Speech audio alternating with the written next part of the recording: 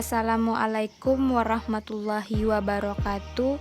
Selamat datang di kelas Bisnis Internasional pertemuan ke-10. Berbicara tentang bisnis internasional tidak lepas dengan kerjasama internasional antar negara. Diawali dengan isu in international of HRM practices. 1. Terbatasnya sumber daya manusia dengan skill tertentu. 2. Retensi sumber daya manusia. 3. Pengembangan sumber daya manusia. 4. Perkembangan teknologi. 5. Perkembangan desain organisasi baru. Dan selanjutnya General Agreement on Tariff and Trade. Tujuan awal General Agreement on Tariff and Trade adalah untuk menciptakan lembaga ketiga untuk menangani sisi kerjasama perdagangan ekonomi internasional bergabung dengan dua lembaga Bretton Woods, yaitu Bank Dunia dan Moneter Internasional.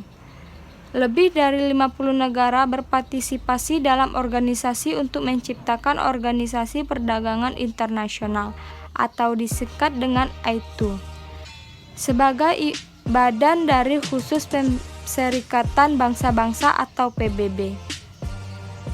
Rancangan AITO Charter ini ambisius. Ini meliputi disiplin perdagangan dunia untuk memasukkan aturan tentang ketenaga kerjaan, perjanjian komoditas, restriktif, investasi internasional dan jasa.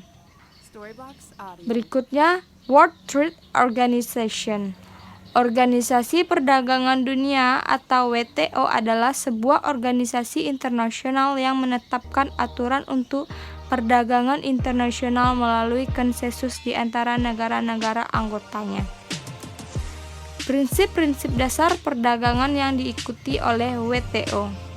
Sistem perdagangan harus bebas dari diskriminasi. Sistem perdagangan harus cenderung tidak memiliki hambatan. Sistem perdagangan harus bisa diprediksi. Sistem perdagangan harus cenderung ke arah kompetensi yang lebih besar. Sistem perdagangan harus lebih akomodatif, lebih fleksibel dan istimewa untuk negara-negara berkembang. World Trade Organization memberi perhatian khusus pada bidang konsentrasi WTO sebagai berikut, yaitu pertanian, layanan, non-pertanian, hak kekayaan intelektual, fasilitas penanaman modal, persaingan, kebijakan perdagangan pemerintah, sengketa pemukiman, perdagangan lingkungan, perdagangan keuangan dan utang, perdagangan dan transfer teknologi, perdagangan elektronik. Peran WTO dalam perdagangan global mendukung pelaksanaan, pengaturan, dan penyelenggaraan persetujuan yang telah diciptakan untuk mewujudkan sasaran perjanjian tersebut. Sebagai forum perbandingan bagi negara-negara anggota mengenai perjanjian yang telah dicapai dan disepakati. Mengatur pelaksanaan ketentuan mengenai penyelesaian sengketa perdagangan, mengatur mekanisme peninjauan kebijakan di bidang perdagangan, menciptakan kerangka penentuan ekonomi global bekerjasama dengan IMF, World Bank, serta lembaga terafiliasi lainnya. Integrasi regional. Integrasi regional adalah perjanjian antar negara dalam suatu wilayah geografis untuk mengurangi sampai menghilangkan hambatan tarif dan non-tarif antar barang dan jasa serta faktor produksi. Dalam sebuah integrasi ekonomi ada yang dinamakan dengan tingkat integrasi ekonomi, yaitu sebagai contoh, mungkin kita sudah mengenal namanya Uni Eropa dan ekonomi ASEAN.